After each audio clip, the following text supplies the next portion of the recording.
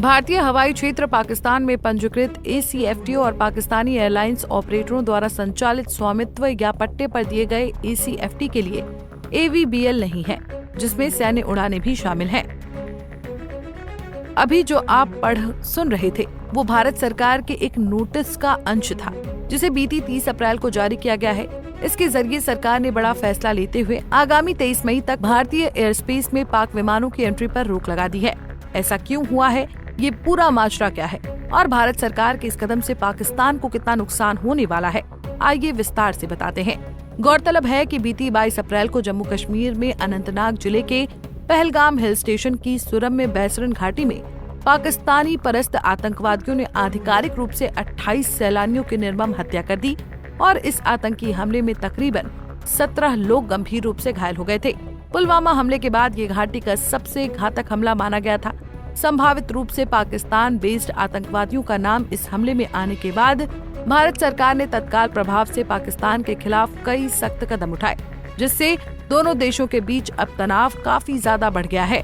ये मानो कि बस जंग की घड़ी टर रही है और इसी बीच पाकिस्तान के एक्शन के बाद भारत ने भी एक्शन लेते हुए पाकिस्तानी एयरलाइंस के लिए अपना एयर स्पेस बंद कर दिया है। कहने का मतलब ये है कि आने वाली 23 मई तक अब पाकिस्तान के विमान भारत की हवा में से होकर नहीं गुजर पाएंगे। इससे पहले भारत सरकार ने पहलगाम हमले के ठीक बाद पाकिस्तानी नागरिकों का वीजा भी रद्द करने का बड़ा कदम उठाया था। यहाँ पर आपको एक बात और गौर करने वाली बताते हैं कि हमारा देश वसुधैव कुटुम्बकम जैसे सांस्कृतिक वाक्यांश का अनुपालन करने वाला देश है, जो ये कहता है कि पूरा विश्व एक परिवार है। इसलिए भारत कभी भी किसी भी देश से रिश्ता पहले नहीं तोड़ता है।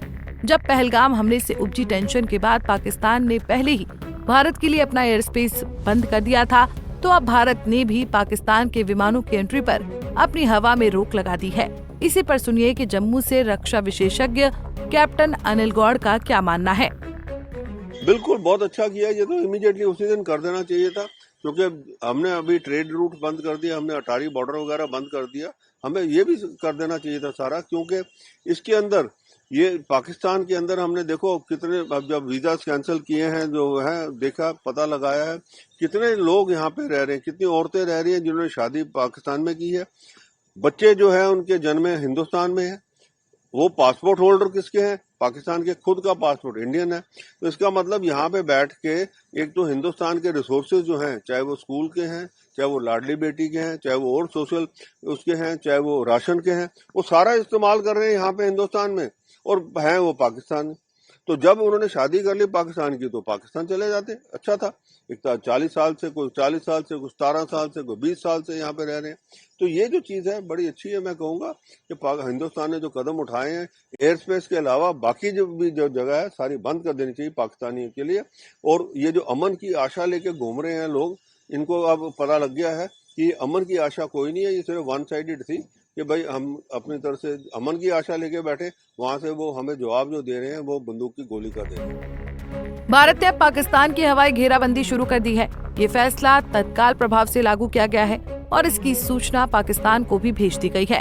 भारत का ये कदम पाकिस्तान के लिए बड़ा झटका माना जा रहा है, क्योंकि इससे पाकिस्तान के एयरलाइंस को काफी नुकसान उठाना पड़ेगा। पाकिस्तान के विमानों को अब लंबा चक्कर लगाना पड़ेगा। अगर पाकिस्तान के किसी विमान को बांग्लादेश अब जाना है, तो वो भारत के एयर स्पेस से होकर नहीं गुजर पाएगा, उसे काफी लंबा चक्कर लगाकर जाना होगा। ऐसे ही और भी किसी देश जाना होगा जहां के लिए पाकिस्तानी एयरलाइंस भारतीय एयर स्पेस का इस्तेमाल करती हैं, तब भी उन्हें चीन होते हुए जाना पड़ेगा, जिससे उन्हें काफी नुकसान हो सकता है। इससे समय बढ़ेगा और ईंधन भी ज्यादा लगेगा। इसकी सीधी मार पैसेंजर्स पर होगी, क्योंकि ऐसे में विमान कंपनियां टिकटों के दामों में इजाफा कर देंगी। यहाँ पर आपको एक बात और बता दें कि भारत का एयर स्पेस उन कंपनियों के लिए नहीं बंद किया गया है जो पाकिस्तान से अपने विमान एक रोजगार के रूप में उड़ा रही हैं। इससे पहले भी पाक ने इस तरह की हरकत की थी जब पुलवामा हमला हुआ था, जिसके बाद भारत सरकार ने बालाकोट एयर स्ट्राइक को अंजाम दिया था। उस वक्त भी पाकिस्तान ने अपना एयर स्पेस भारतीय विमानों के लिए बंद कर दिया, जिससे उसे काफी नुकसान हुआ था। एक अनुमानित रूप से इस बार पाकिस्तानी एयरलाइंस को करीब 100 करोड़ का भारी नुकसान होने वाला है, जबकि अपना एयर स्पेस बंद करने से नुकसान तो भारत सरकार को भी होने वाला है। क्योंकि पाकिस्तानी एयरलाइंस भारत को उसका एयर स्पेस इस्तेमाल करने के लिए किराया देती थी और कोई भी देश अपना एयर स्पेस इस्तेमाल करवाने के लिए किराया लेता है।